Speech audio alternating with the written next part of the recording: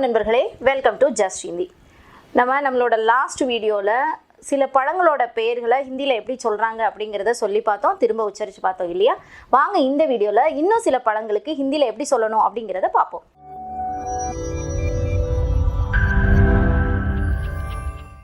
Okay, கொய்யாப்பழம் சொல்கிறோம் இல்லையா? கொய்யாப்பழம் அப்படிங்கிறதுக்கு ஹிந்தியில் அம்ருத். அம்ருத் அப்படின்னா கொய்யாப்பழம் அப்படின்னு அர்த்தம். மாதுளை, மாதுளம்பழம் அப்படின்னு சொல்கிறோம், அதுக்கு அனார். அனார் அப்படின்னா மாதுளம்பழம். தர்பூசணி சொல்கிறோம் இல்லையா? தண்ணி பழம் அப்படின்னு சொல்கிறோம், வாட்டர்மெலன், அதுக்கு தர்பூஜ். தர்பூஜ் அப்படின்னா தர்பூசணி அப்படின்னு அர்த்தம், தர்பூஜ். நாவல் பழம், அதாவது நவாப்பழம்னு சொல்கிறோம் இல்லையா? அதுக்கு ஜாமூன்.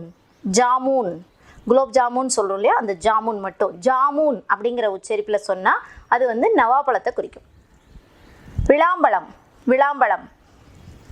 பேல். பேல் அப்படின்னா விளாம்பழம் அப்படின்னு அர்த்தம். ஓகே, இன்னொரு தடவை சொல்லுவோம். கொய்யாப்பழத்துக்கு ஹிந்தியில் அம்ருத். கொய்யாப்பழத்துக்கு ஹிந்தியில் அம்ருத். மாதுளம்பழத்துக்கு அனார்.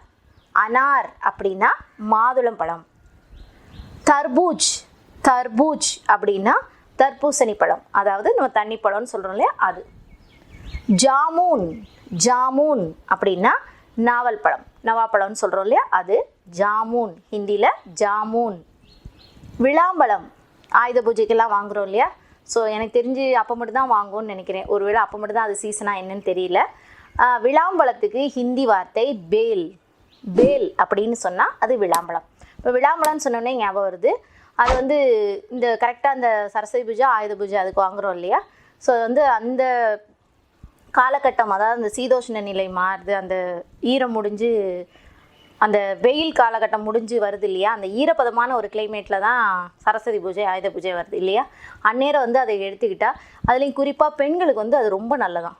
பெண்களுக்கு கர்ப்பப்பை சம்பந்தமான நிறைய இதுகளுக்கு வந்து மருந்தாக அந்த விளாம்பழத்தில் நிறைய சத்துக்கள் அடங்கியிருக்கான். ஸோ ஆயுத பூஜைக்கு சரஸ்வதி பூஜைக்கு பாரம்பரியமாக வைக்கிறோம். ஏன் வைக்கிறோன்னே தெரியும், பழங்களோடு வாங்கி வைக்கிறோம். அதை வந்து கண்டிப்பான முறையில் சாப்பிட்ருங்க. அது வந்து எப்படி சாப்பிடுவாங்க அப்படின்னா, சர்க்கரை சேர்த்து சாப்பிடுவாங்க. விளாம்பழத்துக்குள்ளே உள்ளே வந்து பல்ப் மாதிரி இருக்கும். ஸோ அந்த உடைச்சிட்டு அதை எடுத்து சர்க்கரை போட்டு மிக்ஸ் பண்ணி சாப்பிட்டா ரொம்ப டேஸ்ட்டாக இருக்கும். நாங்களாம் ஒரு தடவையும் வேஸ்ட் பண்ணுறதே இல்லை. ஸோ முடிஞ்ச அளவு லேடிஸ் வந்து அதை சாப்பிட்டு முடிச்சிருங்க, ஓகேவா?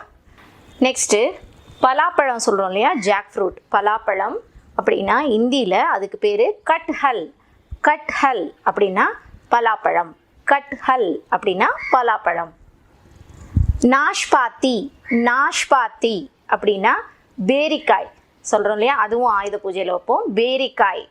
நாஷ்பாத்தி, அதாவது இங்கிலீஷில் ஒயிட் பியர் அப்படின்னு சொல்லுவாங்க.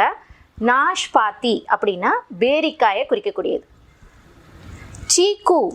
சீக்கு அப்படின்னா சப்போட்டா பழம். அதுக்கு இங்கிலீஷ்லேயே வந்து சிக்கு அப்படின்னு சொல்லி, இங்கிலீஷில் வந்து அதோட நேம் வந்து சிக்கு சொல்லுவோம் இல்லையா? சப்போட்டா. அதுக்கு வந்து ஹிந்தியில் சீக்கு அப்படின்னா சப்போட்டா பழம். பேர். பேர் அப்படின்னா இலந்தப்பழம். நம்ம அந்த குட்டி குட்டியாக வாங்கி திம்போம்ல, அந்த லைட் ப்ரௌன் கலரில் சின்ன சின்னதாக வாங்கி சாப்பிட்ருப்போம் இல்லையா?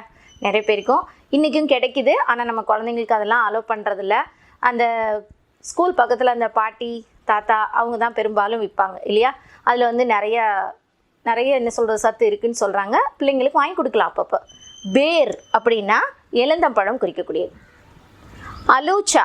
அலூச்சா அப்படின்னா ப்ளம்ஸ். இது சீசனுக்கு கிடைக்குது இல்லையா? ப்ளம்ஸ் குற்றால சீசன், ஒரு பர்டிகுலர் சீசனில் நம்மளுக்கு கிடைக்குது ப்ளம்ஸ் பழம். கொடைக்கானல்லேருந்து அந்த ஊட்டியிலேருந்து அந்த மாதிரி வரக்கூடியது.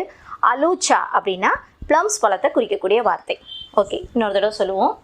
பலாப்பழத்துக்கு ஹிந்தியில் கட்ஹல். கட்ஹல் அப்படின்னா பலாப்பழம். நாஷ்பாத்தி. நாஷ்பாத்தி அப்படின்னா பேரிக்காயை குறிக்கக்கூடியது, நாஷ்பாத்தி. சீக்கு. சீக்கு அப்படின்னா சப்போட்டா பழம். சீக்கு, சப்போட்டா. பேர். பேர் அப்படின்னா இலந்தம்பழத்தை குறிக்கக்கூடியது. அலூச்சா. அலூச்சா அப்படின்னா ப்ளம்ஸ் சாப்பிட்றோம் இல்லையா? அந்த பழத்துக்கு ஹிந்தியில் அலூச்சா.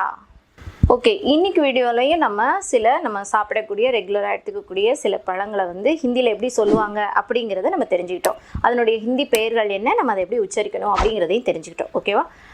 இன்றைக்கி நான் ஷேர் பண்ணிக்கிற போகிற விஷயம் என்ன அப்படின்னா உப்பு.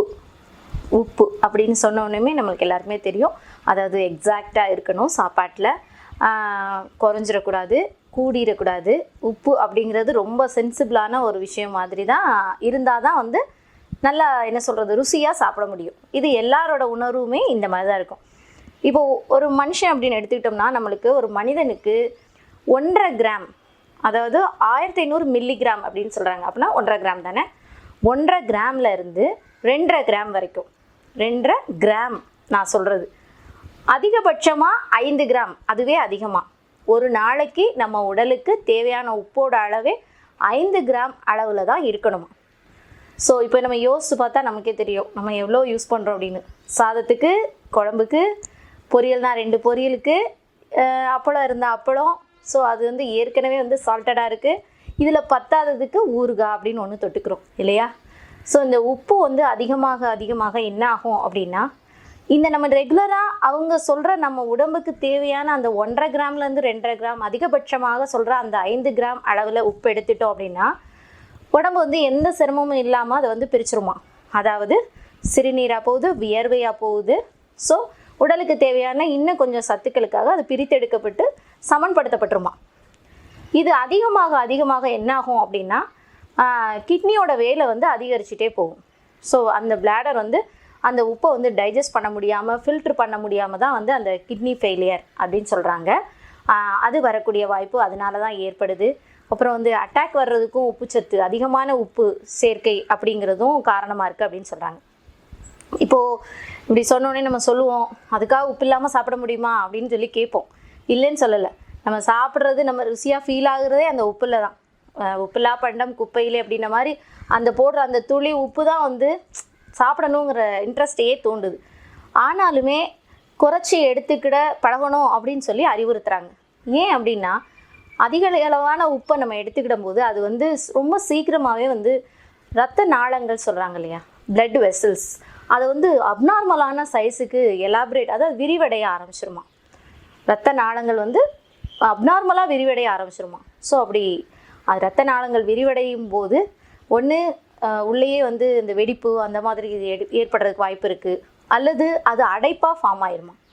ஸோ அதனால தான் என்ன சொல்கிறாங்க அப்படின்னா, உப்பு உடம்புக்கு ரொம்ப தப்பு அப்படின்னு சொல்லி சொல்கிறாங்க. ஸோ உப்பே இல்லாமல் சாப்பிடவும் முடியாது இல்லையா.